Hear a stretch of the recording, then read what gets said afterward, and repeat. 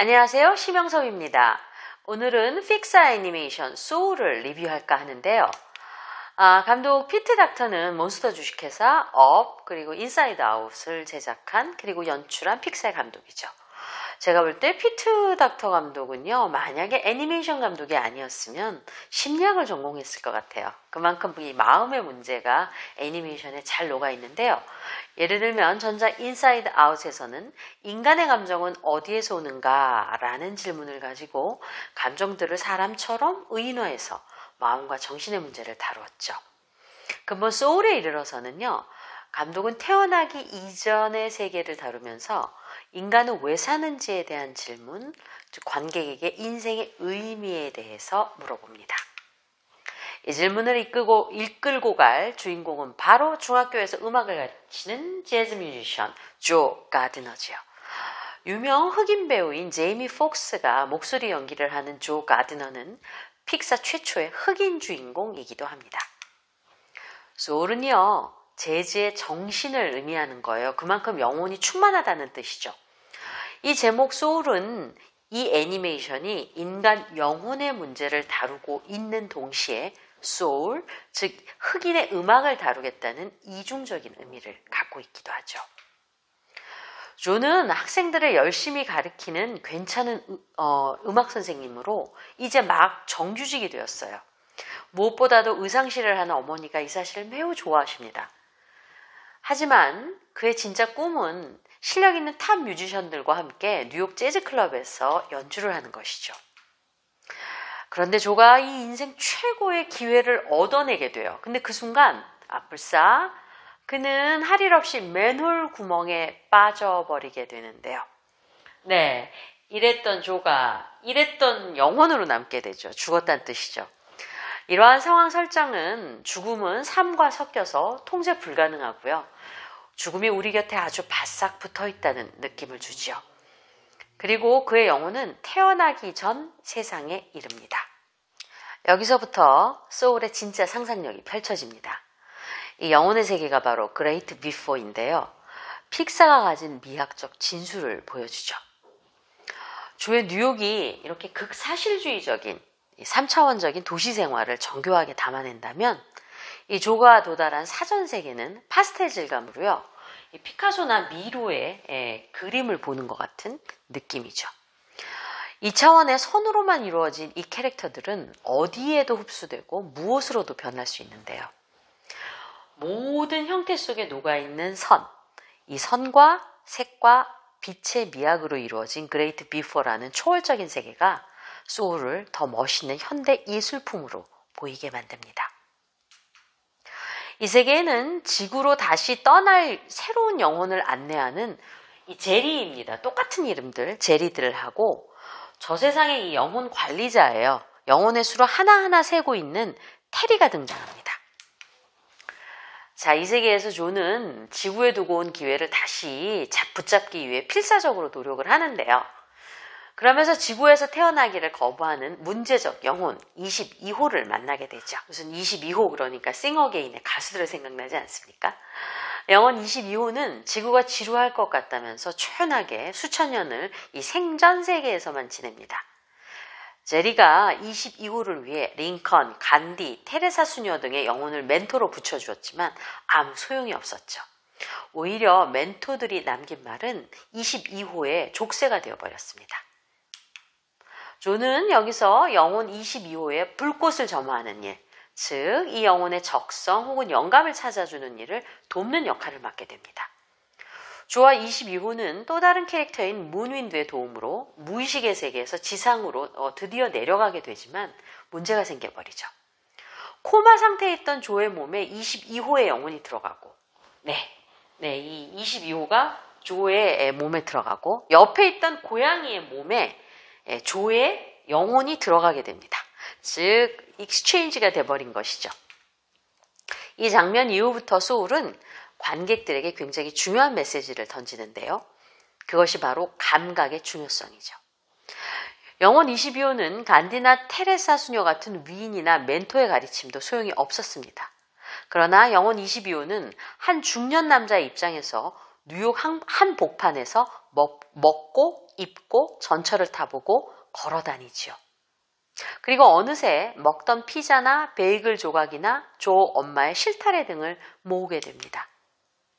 그렇습니다. 그 어떤 멘토의 말보다 생을 감각하고 맛보고 체험하고 행동하는 것, 몸의 경험, 물질성과 육체성 역시 영혼만큼이나 우리가 태어난 이유라는 것을 관객들에게 전달해 주죠.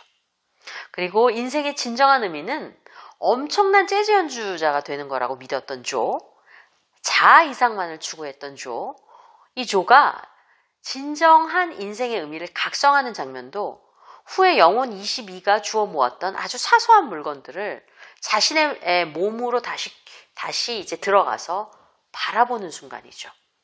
저는 개인적으로 이 장면이 영화 소울에서 가장 좋았답니다. 그리고 아주 중요한 상징으로 가을바람에 실려온 조 손바닥 위에 단풍나무 씨앗을 클로즈업 하는데요. 이 상징은 영화 포레스트 검프의 깃털과 같은 의미를 지닌 것 같습니다. 요것들, 뭐 실타래, 베이글 조각, 잘 안 보이시죠? 근데 요 이제 이렇게 단풍나무, 씨앗 이런 것들. 그 자체로는 아무 쓸모도 없어 보이는 일종의 기능성이 없는 것들인데, 인간이 그것에 시선을 두고 의미를 부여하고 또 현세의 소중함을 깨닫게 해주는 삶이 거기 있다는 증거품 같은 것들로 변모하죠. 그러나 이 와중에 22호는 하나밖에 없는 지구 통행증을 조에게 주어버리고 길 잃은 영혼이 되어버렸습니다. 그레이트 비포의 세계에서는요, 길 잃은 영혼들이 있는데요. 그것은 삶과 단절된 영혼을 의미합니다. 예전에 길 잃은 영혼은 뉴욕의 헤지펀드 매니저의 영혼이었는데요. 이 자본주의에서 돈이 사실은 인간의 영혼을 더 길 잃게 미로 속으로 빠지게 하잖아요. 이제 22호는 홀로 상자 같은 곳에 들어가서 아주 막 수치스러운 말들이나 나의 존재를 부정하는 것 같은 혼돈스러운 그런 아주 검은 공간에 갇혀버립니다. 이때 다시 나타난 것이 바로 새롭게 재즈라는 것의 깨달음을 얻게 되고 또 이 그레이트 비포의 귀환하기로 결심한 22호를 위해서 기꺼이 죽기로 결심한 조입니다. 조는 재징, 즉 재즈를 하는 것이 즉흥적으로 이 순간을 사는 것임을 깨닫게 됩니다. 이와 연관된 명대사가 이 소울에 등장하는데요. 어느 날 어린 물고기가 바다에 가고 싶어서 나이 많은 물고기에게 다가가서 바다가 어딘가요? 라고 물었습니다. 그러자 나이 많은 물고기가 되물었죠. 바다? 여기가 바로 바다야. 그러자 어린 물고기가 말했습니다. 이거요? 물인데요. 이 대사는 내가 있는 바로 지금 여기가 물이자 바다라는 것을 깨닫게 해주죠. 아주 큰 바다가 저기 어디엔가 있는 것이 아니고요.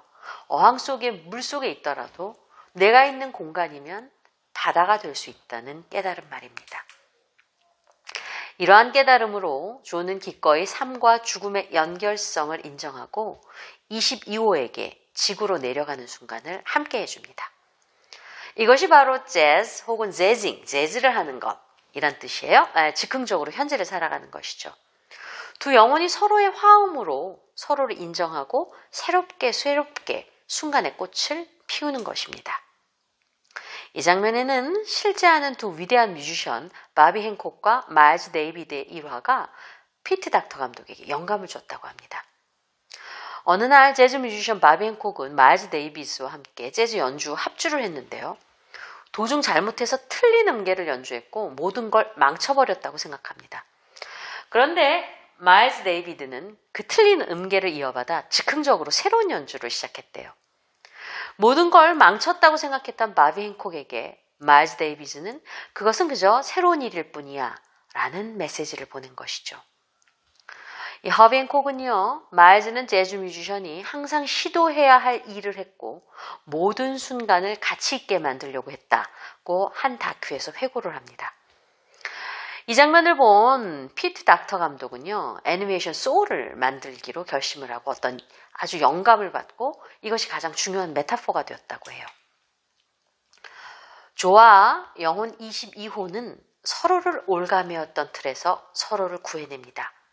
위대한 사람들과 위대한 음악을 해야만 한다고 생각했던 조에게 22호는 사소한 감각과 일상이 주는 이 기쁨이 영혼의 추구만큼이나 중요하다는 것을 깨닫게 해줬고요.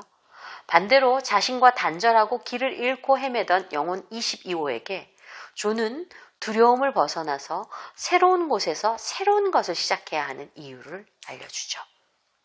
소울은요, 메시지도 비주얼도 또 지금과 여기를 강조하는 실존적 철학도 멋진 특급 예술품이죠. 특히 음악이 황홀하게 인상적입니다. 재즈 음악에 참여한 뮤지션 존 바티스트의 이 피아노 연주를 이렇게 손가락 움직임 하나하나 정확하게 애니메이션으로 재현을 했고요. 황금기 재즈 명곡들도 들을 수 있답니다. 사적으로 말씀드리자면요. 죽은 영혼 중에 내 바지 어디 있어? 라는 한국 대사도 들을 수 있고요. 이 픽사에 들어간 한국인 애니메이터 김재형 씨가 이 목소리를 녹음했대요. 그 다음에 뉴욕 거리를 걷다 보면 호호만두라는 한국말 간판도 발견하시게 될 겁니다. 찾아보세요.